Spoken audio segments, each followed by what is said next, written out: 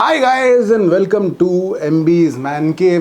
देखो, हम अपने चैनल पे कोशिश करते हैं कि हर एक कंट्री की विस्की को प्रॉपर कवरेज दे। स्कॉटलैंड की स्कॉच विस्की, अमेरिका की bourbon whisky, Indian whisky, Japanese. हम कोशिश करते हैं कि भाई ताइवान से, ऑस्ट्रेलिया से, जहाँ से भी कोई विस्की मिले ना, वो ले आओ और उसको यहाँ पे बैठ के रिव्यू करो। लेकिन एक कंट्री की जो विस्की है, एक स्पेसिफिक विस्की टाइप, शायद उसको इतनी अटेंशन नहीं मिलती है, and that is Irish whisky. और ऐसा नहीं है कि मैं अटेंशन नहीं देना चाहता, I do love Irish whiskies, but the problem is कि पूरी कंट्री में उसे अटेंशन नहीं मिलती है। If you go to a liquor shop, आपको आयरिश विस्कीज की जो वैरायटी है वो बहुत ज़्यादा नहीं मिलेगी, और इसीलिए मैं भी रिव्यू नहीं कर पाता। But there is one Irish whisky जो मैं शेल्फ्स पे कंसिस्टेंटली देख रहा हूँ पिछले कुछ 2-3 सालों से, एंड आज के विस्की वेडनेसडे में फाइनली वो दिन आ गया है जब हम रिव्यू कर रहे हैं बुशमिल्स 10 सिंगल मॉल्ट विस्की का। जी हाँ, बुशमिल्स 10 it is an Irish whisky, N Irish single malt. इसके अलावा हम जेमिसन विस्की के बारे में जानते हैं जो एक आयरिश विस्की है, but that is a blended whisky.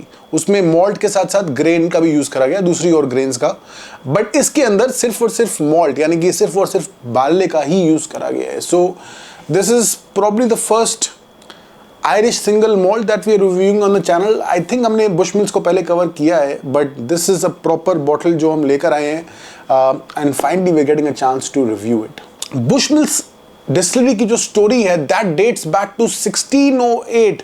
जी हाँ, आज से 400-450 साल पुरानी इसकी स्टोरी है।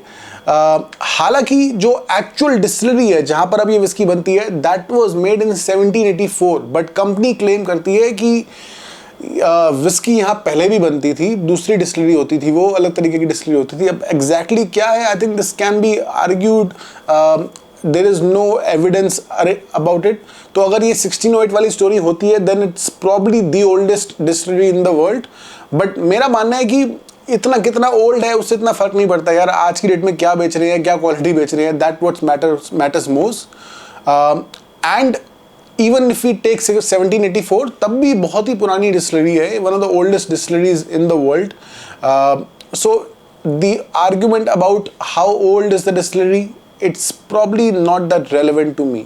बट एक चीज जो हम श्योरली कह सकते हैं कि Bushmills is an out and out Irish whisky, क्योंकि इस विस्की के अंदर टिपिकल आयरिश विस्कीज की तरह 3 बार डिस्टिलेशन करी गई है, and that is one thing जो एक आयरिश विस्की को दूसरी और विस्कीज, स्पेशली जो स्कॉच विस्कीज हैं, उनसे डिफरेंशिएट करती है। नॉर्मली जब हम विस्की बनाते हैं तो पहले फर्मेंटेशन होती है जिसमें जो मॉल्ट का लिक्विड होता है उसके अंदर उसकी अल्कोहल बनती है, और उसके बाद डिस्टिलेशन होती है जिसमें उस अल्कोहल को कंडेंस करके कलेक्ट किया जाता है, and then the ageing process starts in the casks. लेकिन आयरिश विस्कीज के अंदर जब डिस्टिलेशन होती है तो वो डिस्टिलेशन को 3 बार करा जाता है, 3 टाइम्स। नॉर्मली हम वोडका में देखते हैं कि वोडका की बोतल पे लिखा होता है कि 5 टाइम्स डिस्टिल्ड, 10 टाइम्स डिस्टिल्ड, लेकिन अगर आप विस्की की बोतल देखेंगे तो उसके अंदर ये नंबर लिखा नहीं होता, डिस्टिलेशन कितनी बार कराया गया है विस्की को ये मेंशन नहीं होता है, इसको इतनी इंपॉर्टेंस नहीं दी जाती।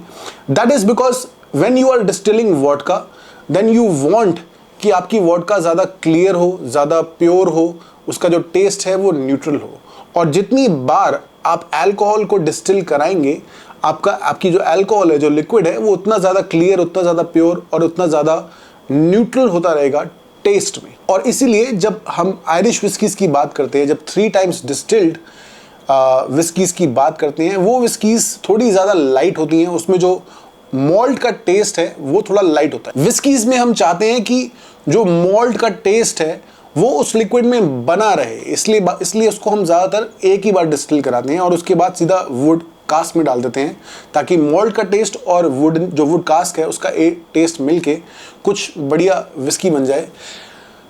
हम नहीं चाहते कि वो जो लिक्विड है वो बिल्कुल प्योर वोडका जैसा हो जाए। We want the liquid to retain the flavours of malt, but in Irish whiskies उसे 3 बार डिस्टिल कराया जाता है, तो जो मॉल्ट का टेस्ट होता है वो थोड़ा सा कम आता है विस्की के अंदर, and that's why Irish whiskies are considered to be a lot more lighter, a lot more friendlier whiskies as compare to Scotch whiskies. अब ये चीज़ कुछ लोगों को बहुत ज़्यादा पसंद है, some people love Irish whiskies जैसे कि जेमिसन लोगों को बहुत पसंद है, that is so easy to drink, but at the same time कई लोगों को पसंद नहीं है. Some people want complexity in their whiskies which is fine, both are absolutely okay, but Irish whiskies, they do offer something different to their customers, and that's a very important point that we should remember. I know थोड़ा सा complex हो गया है, थोड़ा technical हो गया है, but it really doesn't matter in the end. मैं suggest करूँगा यार आप बॉटल लेकर आओ, पी के देखो और फिर जज करो कि विस्की आपके पीने लायक है कि नहीं है, because as I already mention कि जो चीज़ आपको पसंद है ज़रूरी नहीं है कि दूसरे को पसंद आए. एंड आई ट्राई टू जज विस्कीज़ वेरी वेरी ऑब्जेक्टिवली. कुछ विस्कीज़ हैं जो मेरे दिल से जुड़ी हैं, बट ज़्यादातर जो मैं विस्कीज़ पीता हूँ तो मैं कोशिश करता हूँ ऑब्जेक्टिवली ही उन्हें जज करूँ. ये जो विस्की है बुशमिल्स 10, this is 10 years old, aged in ex-bourbon cask and then finished in sherry casks. तो एक टिपिकल जो स्कॉच विस्की होती है उसी तरह से इसकी एजिंग कराई गई है. कलर ऑल्दो मेंशन नहीं है बॉटल पे कि कलरिंग एडेड है कि नहीं है, but I would assume added है. 10 years बहुत ज़्यादा टाइम नहीं होता है, और उसके हिसाब से जो कलर है इसका, it's a typical whisky colour जो एक टिपिकल स्कॉच में होता है. तो आई वुड अज्यूम कि थोड़ी कलर एड करी गई है इसमें. Light on the nose, a bit fruity, maybe some wood spices, some wood oils जो आ रहे हैं हल्के हल्के.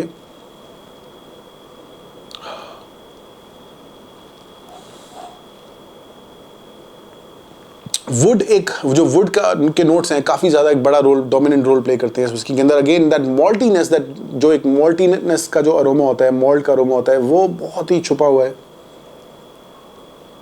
May be hint of fruits, there is some butterscotch, yeah, butterscotch for sure.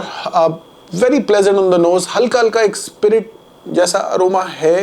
Maybe it's because it's a lighter whiskey, I mean younger whiskey.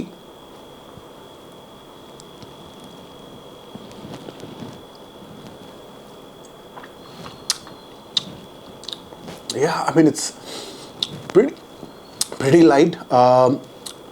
It has start जब होती है whisky, it starts with that butterscotch, it starts with light undertones of vanilla, some oakiness to it. Wood spices definitely एक बड़ा role play करते हैं, and that's probably because of the sherry cask as well. हालांकि जो एक dominant notes नहीं है शेरी cask वाले.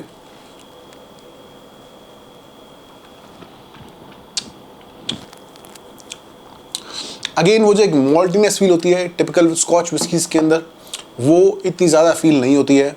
And because of that the whisky is not that complex, it's lot more friendlier, lot more easy to approach.